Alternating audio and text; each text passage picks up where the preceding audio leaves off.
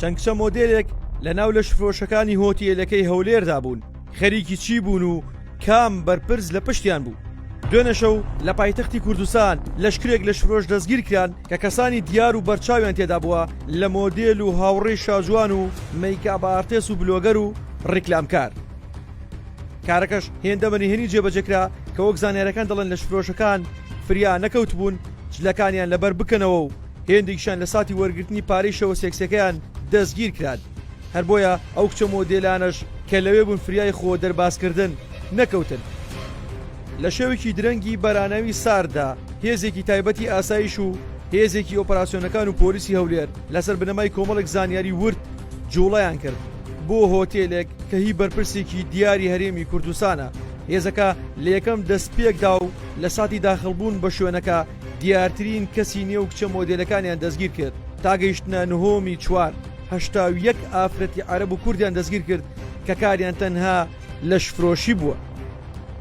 لە هەمووی سیرتر لە نێو لەشکڕەکاندا 8 پلەداری سەربازی عێراقی هەن کە دوێنێ شەوچوو بوون بۆ شەوی سوور لەو شوێنە و خاوەنی هۆتێلەکە خۆشی بەرپرسێکی دیارە. دیبلۆماتیک زانیوێتی کچە لەشفرۆشەکان بچووکترینیان کچێکی عەرەبی 14 ساڵان بووە و گەورەترینیشان ئافرەتی گڕەشی باڵا بەرزی تەمەن 41 ساڵان بووە و دەوری ئەو وەکو سەرۆکباند بووە. لەوانش سەرنج ڕاکێشتر ئەوە بوو کە لە کردەکەی ئاسایشدا بڕی زیاتر لە 1 ملیۆن دۆلار دەستی بەسەردا گیراوە کە هەمووی ئەو پارەیە بۆ لەشفرۆشەکان بە 3 کەس پەیدایان کردووە و زانیاریەکان دەڵێن چونکە هێندێک لە پیاوەکان بە پارەی عێراقی حسابیان کردو و شاباشیان هەڵداوە لە کاتی بارکردندا بەچکە پاسێکی پڕ کردووە.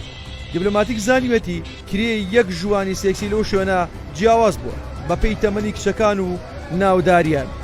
بۆ نمونە کچە منداڵەکان 250 دۆلار بۆ 300 دۆلار، بە تەمەنەکانیش 100 دۆلار و هێندێکیشان بە مامەڵە هێنراونەتە 100,000 دیناری عێراقی.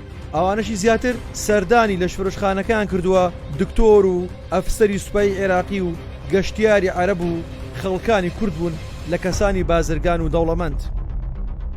جگەلەوانش لە ساتی دەستگیرکردنیان سەرجەم ئۆتۆمبیلە گرانبەهاکانیان کە بە کچە مۆدێل و سەرۆکباند و کڕیارە دەوڵەمەندەکان بووە دەستیان بەسەردا گیراوە کە ژمارەیان 12 ئۆتۆمبیلە لە جۆری جی کلاس و ڕانجرۆڤەر و لاند کرۆزەر و مێرسیدز و GMC.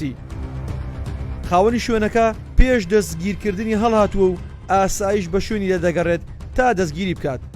زانیارەکان ئاماژە بەوە دەکەن ئەویش هاوپشک بووە لەگەڵ باندەکە. وەک دیبلۆماتیک زانیوێتی پارەی کری مانگانی وەرنەگرتووە لەبری ئەوە ڕێژەیەکی پێدراوە و بەشی لە شێوی سوور بێ بەرامبەر بووە و لە ئێستاشدا ئاسایش گومانی هەیە کە لەو شوێنەدا جگە لە کاری سێکسی مادەی هۆشبەریش فرۆشرا بێت. هەروەها گومان دەکرێت هێندێک لەو کچە منداڵانە بە زۆر و لەژێر فشار دەهێنرابن جگەلەوەی لە شفرۆشە عەرەبەکان سەرجەمیان قاچاق بوون، نەکارتی نشینگە و مانەوە و نەپشکنینی پزیشک و ڤایرۆسیان هەبووە. هەر بۆیە لە ئێستادا بە 3 تۆمەت پەراویان بۆ کراوەتەوە و ڕووبەڕووی دادگاکراونەتەوە. ئۆپراسیۆنەکەی دوێنێ شەوی ئاسایش لە 10 ساڵی ڕابردوودا بەو قەبارێ و لەو جۆرە کەم بووە و هەرزووش کاردانەوەی گەوری جەماوەری لە تۆڕە کۆمەڵاتەکان بە دوای خۆی داهێنا و خەڵک پیان خۆش بوو کە خانەیەکی گەورەی لەو جۆرە لەلایەن ئاسایش و حکوومەتەوە ڕووبەڕووی لێپێچینەوە و سزای یاسایی بکرێنەوە.